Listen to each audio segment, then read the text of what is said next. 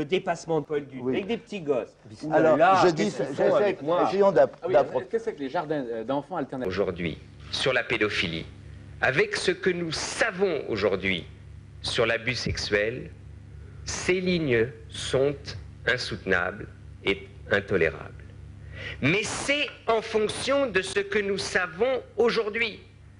C'est pour cela que je dis que j'ai bonne conscience, parce qu'il n'y a pas eu d'abus sexuel, mais que j'ai mauvaise conscience parce que ce texte lu aujourd'hui peut paraître comme une justification d'une certaine pédophilie. Et que vous êtes notre chance. Vous êtes aussi une chance pour la France. Nous avons la chance de vous avoir. Peut-être vous demander simplement de dire à votre maman que je la salue avec respect et affection. Et que si je pouvais capturer un bataillon de vers à soie, je le ferais pour recoudre juste un petit bout de son cœur brisé. Dites-la que je la salue avec respect. Interdit aux Blancs dans notre pays, Anne Hidalgo l'a dénoncé. Ce sont des réalités. Il y a un racisme anti-blanc. Ouvrez les yeux, considérez-le et surtout acceptez de le traiter de la même façon. Non, ça vous honore. Terminez, Sébastien Chenu. Ça n'existe pas. Vikash, après on aura Jimmy qui Mais va arrêtez parler. de dire ça n'existe pas. Ça n'existe pas. Vous avez le droit de le dire, ça existe. C'est pas un argument. Ça n'existe pas. Mais moi j'étaye ce que je dis. Moi j'ai argumenté pareil. Mais j'ai multiple. Vous êtes dans le déni du racisme anti-blanc. Non, je dis que ça n'existe pas. Je termine mon propos, dans un déni. Ça n'existe pas. Alors passons à la question suivante. Pierce Brosnan. Pierce Brosnan. Alors T'as couché avec lui. Il est blanc.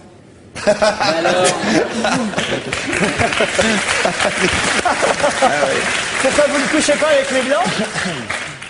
Rarement. Elle est saisie, qu'il faut lui faire confiance, qu'elle va aller jusqu'au bout, qu'elle a commencé à prendre des décisions et à faire en sorte que la vérité soit connue.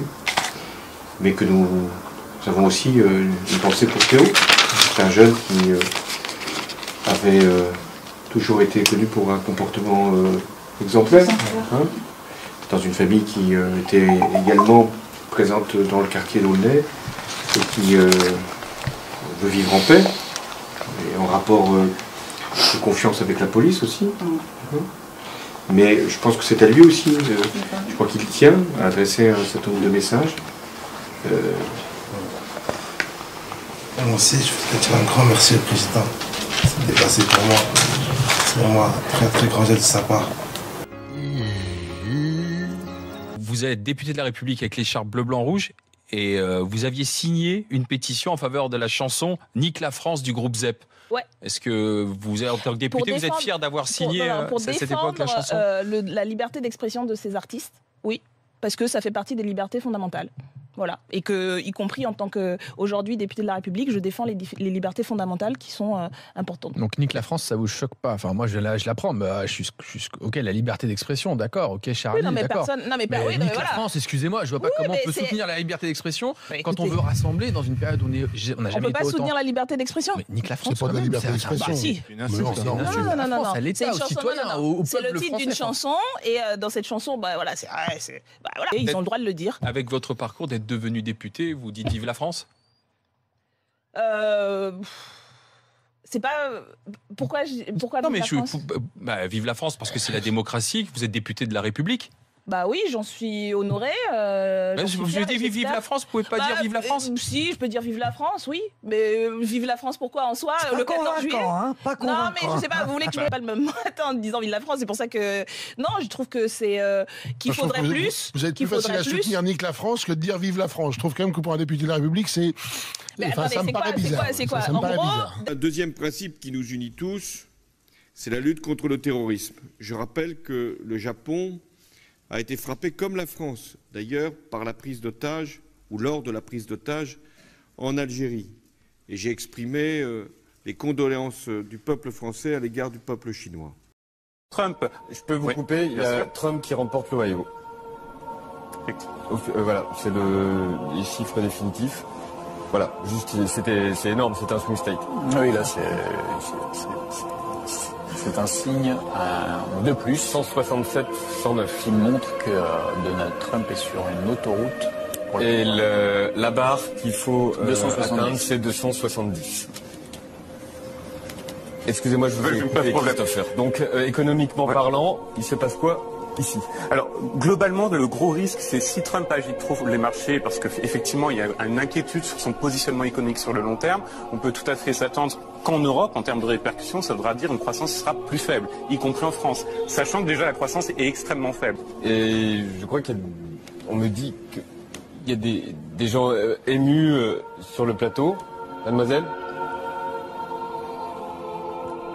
je peux venir vous parler ou non? Voilà. On va continuer la discussion. Est-ce qu'on peut aller voir Martin qui est à New York? Il y a eu des mots très forts comme tout à l'heure sur la xénophobie. Monsieur Mélenchon, c'est le mot des enfants. Vous avez dit que c'est le plus grand xénophobe qu'on ait, Emmanuel Macron. Non, non. Ah, si, vous l'avez dit. Je l'ai dit. Non, ça m'étonnerait. Moi, Ah, il l'a dit. Vous ne pouvez pas le croire. Non. Voilà. C'est une légère exagération. Il vous amenez une carte comme vous ne l'avez jamais vue la Méditerranée. C'est une merveille. Vous allez la voir depuis la mer Noire, et c'est là que vous comprenez que c'est qu'un petit lac, avec une entrée par le détroit de Gibraltar. Au revoir, bonne soirée. Merci d'être venu chez nous. Ça m'a fait plaisir. Vous pensez ça ou pas? Je me rappelle pas comment j'ai dit ça. Il faut bien que je retienne votre attention, donc je trouve les mots qu'il faut pour ça. Alors, il y a quelqu'un qui me dit, alors vous l'avez traité de pire xénophobe, je sais même pas de quoi il me parlait. Alors je dis, ah bon, je crois pas que j'ai dit ça. Et en réalité, ça m'est revenu après parce qu'on me l'a expliqué. C'est lui qui m'accusait d'être un xénophobe. Alors j'ai dit, s'il m'accuse moi d'être xénophobe, il y a pire xénophobe que moi, il y a lui. J'ai entendu énormément de caricatures et de propos qui n'étaient pas issus de chiffres. Quand M. Bardella parle d'écoles brûlées, transports en commun brûlés, c'est pas ce qui se produit aujourd'hui. Ce que disent la plupart des personnes, y compris ce que disent la plupart des personnes, je ne vous ai pas interrompu, ce que disent la plupart des personnes, c'est que le confinement est également respecté dans les quartiers populaires que par rapport à d'autres types de quartiers. Vous avez évidemment raison. Dire la vérité sur ce qu'on sait et sur ce qu'on ne sait pas en temps de crise est primordial. Et je crois que c'est ce à quoi nous nous sommes collectivement attachés dans l'exécutif. Êtes-vous sûr? Ah oui, j'en suis certaine. Par rapport au masque? Par rapport au masque, bien sûr. Par rapport au masque, bien sûr. Où sont les violences policières lorsque vous avez des jeunes qui crient mort au port lorsqu'ils voient arriver la police et les pompiers? Où est-ce qu'il y a des violences policières lorsqu'on met le feu à des poubelles pour attirer les pompiers, pour pouvoir les caillasser, pour pouvoir ensuite attirer la police, pour pouvoir ensuite caillasser la police? Où est-ce qu'il y a des violences policières lorsque, avant-hier, à Gennevilliers, une école maternelle a été brûlée?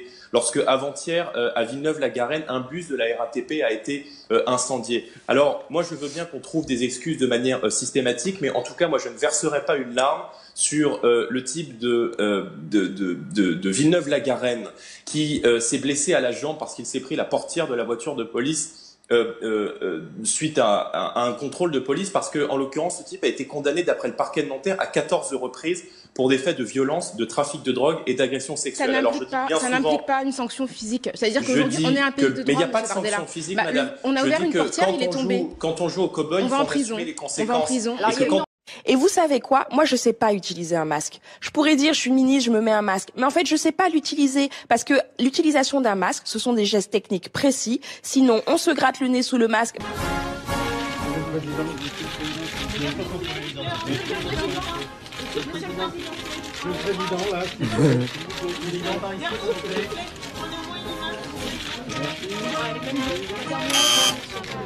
Merci. Mais moi, à aucun moment, on ne m'a demandé de mentir sur ce qu'était la situation des masques, et à aucun moment donné, je ne l'ai fait. Et sur la question de l'utilisation des masques, je vous rappelle, je me permets de me pencher dessus, le 30 mars, l'OMS estime qu'il n'y a pas de preuve de l'utilité en population générale sur le masque. Je vous le dis, je suis tout à fait favorable à ce qu'on construise de nouveaux modèles de gouvernance. Ces nouveaux modèles, ils pourront être mis en place à l'initiative des acteurs eux-mêmes et assureront une plus grande souplesse, je vous lis ce qu'on m'a mis, dans la composition des instances dirigeantes et dans les modalités d'organisation interne. Bon, initialement, je n'ai pas compris cette phrase. En gros, ça veut dire... Parce que Moi, la relation que je veux instaurer avec vous, c'est plutôt une relation de clarté. Lorsque tout semble mort, lorsque tout semble triste, lorsque tout parfois semble perdu ou morose, il faut penser printemps. Non pas penser printemps pour s'émerveiller, non pas penser printemps par bêtise ou par une forme de béatitude médiocre, mais penser printemps parce que, au moment même où cette désolation s'installe dans la nature, quelque chose se prépare qui est déjà là. Alors certains ne le voient pas ou ne veulent pas le voir. Certains peuvent désespérer, mais le printemps revient. Mais il est déjà gros dans l'hiver. Il est déjà là. Donc parce que nous sommes des enracinés, il y a des arbres à côté de nous, il y a des rivières, il y a des poissons, il y a des frères et des sœurs. On oublie les devoirs de nos racinés. L'argent ne se mange pas. Il ne se mange pas, je confirme. Il ne se respire pas. Il ne s'aime pas. Ou alors on devient très... C'était le bon, c'est-à-dire c'était plutôt en fin de quinquennat, sans que ça ait donné lieu à un vrai débat. Sans que vous-même, qui étiez alors conseiller de François Hollande... J'étais président. Non. J'étais ministre de l'économie et de l'industrie. En 2012, à aucun moment vous n'avez dit au candidat Hollande, Monsieur Hollande, inscrivez noir sur blanc l'article 2 de la future loi El Khomri, sinon la rue va être à feu et à sang. Vous ne l'avez pas fait, vous n'avez... On s'est aperçu qu'il ne savait pas ouvrir des rideaux.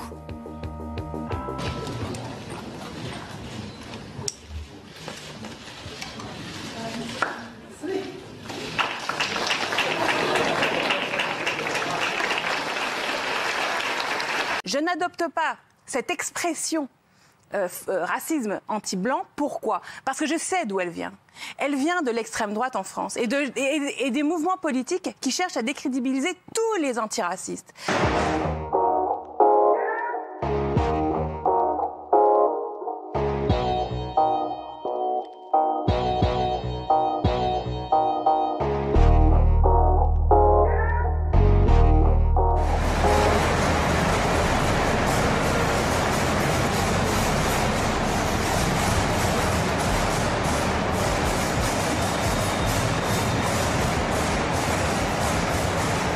On va juste écouter ce qui se passe dans la prison.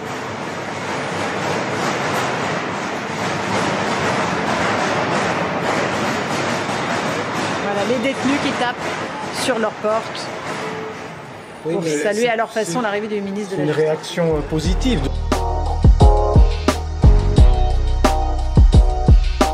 Il y a eu une rencontre extrêmement intéressante entre des détenus et les membres du personnel pénitentiaire. J'étais le témoin passif de cette rencontre. Passif mais très attentif.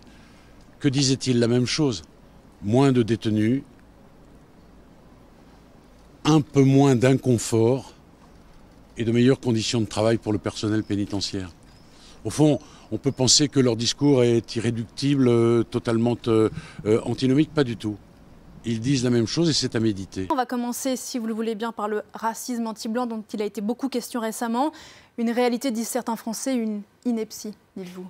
Je fais la différence entre haine et racisme. Alors effectivement, il peut y avoir des hostilités, de la haine, des brutalités même physiques à l'égard de personnes qui sont blanches en raison de leur couleur de peau. Et ça, évidemment, il faut le condamner. Mais quand on parle de racisme, on parle d'une histoire. On parle d'une idéologie qui a été conceptualisée et qui a produit des conséquences matérielles et institutionnelles. Donc c'est des idéologies qui ont été traduites par des institutions qui ont donné lieu à des colonisations, à de l'esclavage et à des génocides. Or, les personnes blanches n'ont jamais fait l'objet de théories qui les minoraient et qui ont eu des traductions en termes d'institutions. Il n'y a pas eu de génocide anti-blanc qui se sont pris aux blancs simplement du fait de leur couleur de peau. Et de ce fait, quand on parle du racisme aujourd'hui, on parle des conséquences d'une histoire extrêmement longue qu'on ne peut pas comparer à des actes qui sont des actes souvent individuels et qui sont effectivement la somme de quelques actes individuels ne peut pas être assimilée à une idéologie qui finalement affecte toutes les personnes qui sont minoritaires en France. C'est pour cela que le vocable de racisme ne me semble pas convenir. C'est comme si, en raison de quelques brutalités auxquelles seraient exposés les hommes, on parlait de sexisme anti-homme. Alors que le sexisme, c'est une traduction du patriarcat qui est orienté en premier lieu contre les femmes. Déroule le prompteur rapidement, 2 secondes. Continue. Attends, remonte un peu, 2 secondes. Alors, continue. Ok, continue. Là, si je passe en ce moment sur toutes les chaînes en disant ça, j'aurais l'air intelligent, vous n'avez pas ouvert les canaux. Nous, on l'a ouvert, M. Macron, président.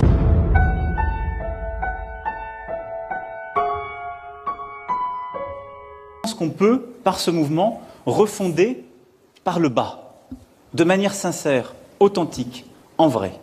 Sincère, authentique, en vrai. Sincère, authentique, en vrai. Puis il lance un clip de son mouvement, un clip, comme on dit, feel good, c'est-à-dire un clip avec de belles couleurs, des gens qui sourient.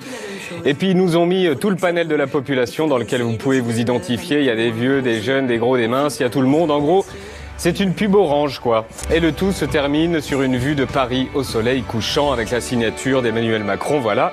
Et je cours direct chez Orange m'acheter un nouveau forfait illimité. Bon, pour ce clip authentique et vrai, ne me dites pas que tous ces gens qu'on voit dans le clip ne sont pas français. Ah non, ne me le dites pas. Quand on écoute les Français, on entend partout la même chose. Et paf, dès le deuxième plan, les 3 personnes qui marchent sont autrichiennes. C'est marqué là, Austria, Autriche. Quand on écoute les Français... Ben déjà, ils parlent déjà allemand. Allez hop, c'est parti, voici la France d'Emmanuel Macron. Que notre pays a les atouts pour réussir. Que les Français ont du potentiel et un talent qui n'attendent que d'être reconnus. Bah alors, elle est anglaise, la petite fille qui dessine est texane et le chef de travaux est américain. Ce cliché du jeune de banlieue à capuche est en fait un Américain qui habite à New York et on le retrouve dans un clip de Raga.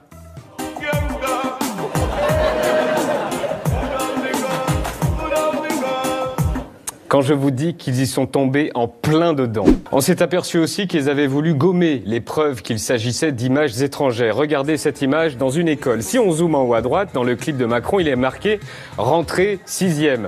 On a retrouvé l'image. Ça se passe dans une école de Washington aux États-Unis.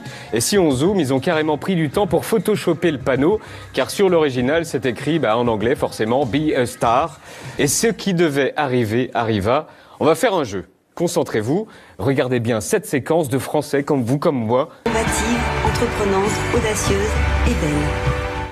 Et maintenant, voici un clip du candidat américain Bernie Sanders. Provide living wages for working people. Ensure equal pay for women. I'm Bernie Sanders. I approve this message. Vous avez vu? Retour sur scène avec Emmanuel Macron sous les applaudissements des spectateurs qui n'y ont vu que du feu. Ce sera un nouveau mouvement politique, je ne sais pas si ça va réussir. Avec tous ces Américains, si ça réussit pas quand même... Une femme fait irruption sur l'estrade, arrive à 1 mètre de lui et asperge François Hollande de farine. Immédiatement, des agents de sécurité plaquent l'agresseur au sol. Très calme, François Hollande dépoussière ses dossiers. Dans les bras d'Emmanuel Macron, un jeune homme, le frère d'un jeune braqueur chez qui le chef de l'État s'est rendu à Saint-Martin. Tous les 3 se sont prêtés au jeu des photos souvenirs. Ce cliché notamment, où l'un des 2 jeunes hommes fait un doigt d'honneur. Il précise sur les réseaux sociaux que ce geste n'est pas adressé à Emmanuel Macron, mais à tous ceux qui pensent que son quartier n'est pas sécurisé. Ça n'engage que lui, après ça agit sur les réseaux sociaux. Des gens disent je ne suis pas Charlie, on a eu ce débat pendant pas mal de temps. Le gars dit je suis pas Charlie, au sens je suis pas Charlie Hebdo. Je suis pas obligé d'aimer... Non, mais il a fait un ou deux trucs un peu plus radicaux. Voilà. C'est ça qui est compliqué. Mais à côté de ça, c'est un type qui... C'était clair, c'est bon? De 10 minutes. Ouais, c'est clair. Non, c'est parce que c'est un type très bien, moi, en plus. Alors c'était très intéressant. Il se trouve que l'an dernier, j'avais commencé à évoquer l'inconfort que pouvait susciter le fait de ne pas être blanc dans une société qui se pense blanche et qui adapte tous ses produits, tous ses biens à l'idée que les citoyens de base sont des personnes blanches. Et donc j'avais pris plusieurs exemples. Le fait que par exemple une personne comme moi ne peut pas acheter son shampoing au supermarché du coin parce que souvent ça ne correspond pas à ma texture de cheveux. Et l'autre exemple c'était le sparadrap qui effectivement est pensé pour les peaux blanches puisque sa couleur varie entre le rose pâle et le beige. Et donc si moi, avec ma couleur de peau, je mets un sparadrap, eh bien au lieu de se fondre dans ma couleur, on ne voit que ça. Et ça pour moi c'était la traduction d'une certaine manière de l'idée qu'on ne pense, qu'on ne pense jamais finalement aux personnes qui n'ont pas une couleur de peau blanche. Il y a François Hollande.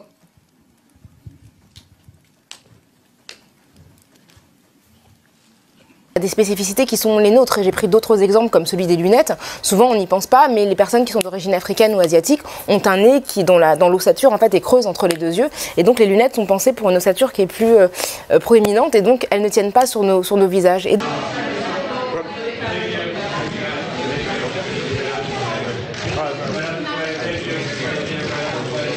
récemment, c'est Sibeth Ndiaye, porte-parole du gouvernement, dont la coiffure a été critiquée, alors même que c'est sa texture de cheveux, des cheveux de beaucoup de femmes noires sont crépus. Donc c'est son corps même en fait qui faisait l'objet de critiques. On a vu d'autres femmes politiques critiquées pour leur physique, pour leur robe. C'est quelque chose ça se mélange. Qui arrive effectivement par le sexisme, mais dire qu'un cheveu crépus est mal coiffé, c'est dire d'une certaine manière qu'un corps noir n'est pas adapté à l'esthétique. Il doit marcher tout droit, tout droit, tout droit, tout droit, tout droit, tout droit, tout droit.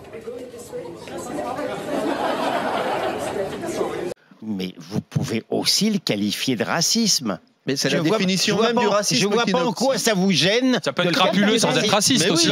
Lorsqu'un rappeur noir fait une chanson où il veut tuer tous les enfants blancs, j'ai un problème de vocabulaire si vous ne l'appelez pas raciste. Pardon. Ok, pour moi, encore une fois, je tiens à le répéter, le racisme, ça a un sens historique. Le sexisme est dirigé contre les femmes, le racisme est dirigé contre des personnes qui sont minoritaires. Et ce n'est pas simplement des interactions isolées, ce sont des interactions qui s'inscrivent dans un prisme collectif. Donc on est d'accord pour dénoncer tous les actes de violence. Après, c'est la qualification qui me pose problème. Avec l'esprit taquin qui me caractérise, je vous ai demandé, vous savez bien, sur Twitter, quand un fermier blanc est assassiné en Afrique du Sud, il est assassiné en tant que fermier ou en tant que blanc? Alors, moi, je me suis renseignée sur ce qui se passe en Afrique du Sud, et il y a des fermiers noirs qui se sont fait tuer.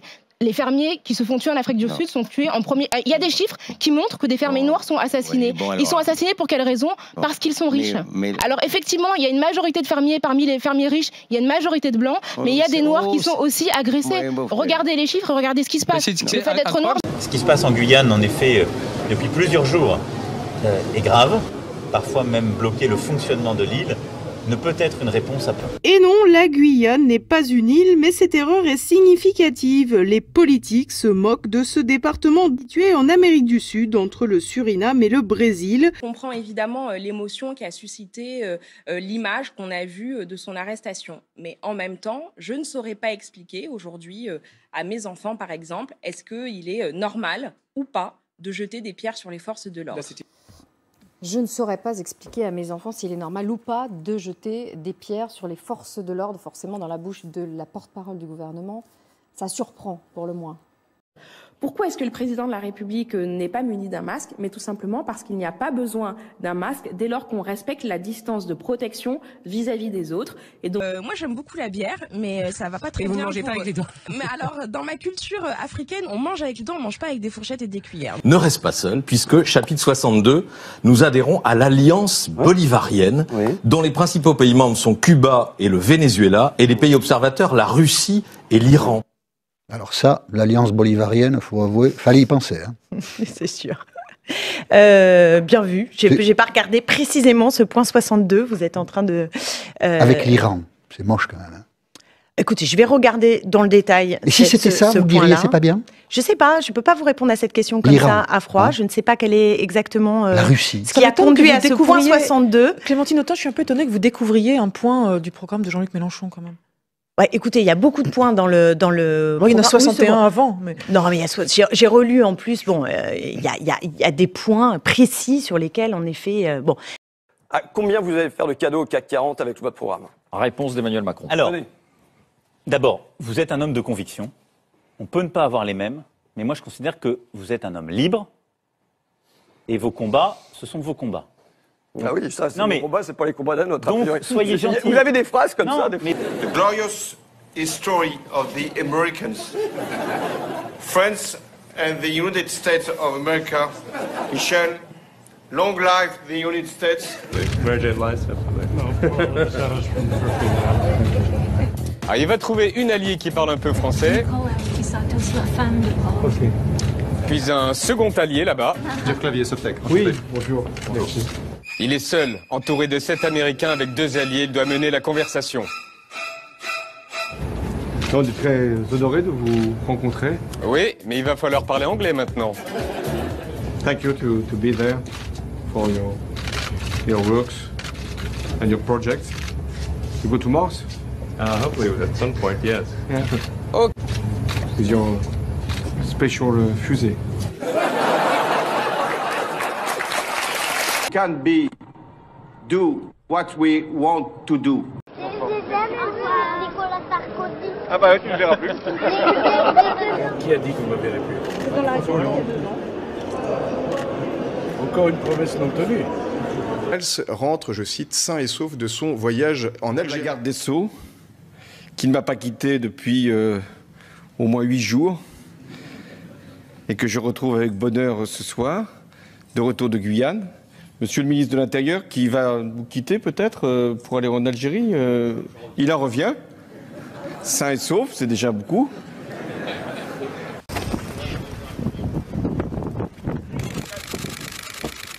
Julio, regardez son pupitre vide, incroyable, pas de fiche, réaction à la sortie. Comment vous faites pendant 2h30 sans notes, sans rien, comme ça? Si on parle peu, en fait. Donc si le prochain président de la République n'est pas capable de parler 20 minutes sans notes, il ne faut pas choisir ce prochain président de la République. Oui, sauf qu'on connaît son secret, lire les fiches pendant les pubs et retour antenne. Voilà. Hop là, la fiche. Voilà déjà une première. Fiche, la fiche pliable, rétractable, regardez comment il les range vite. Voilà, on se retrouve avec les fiches.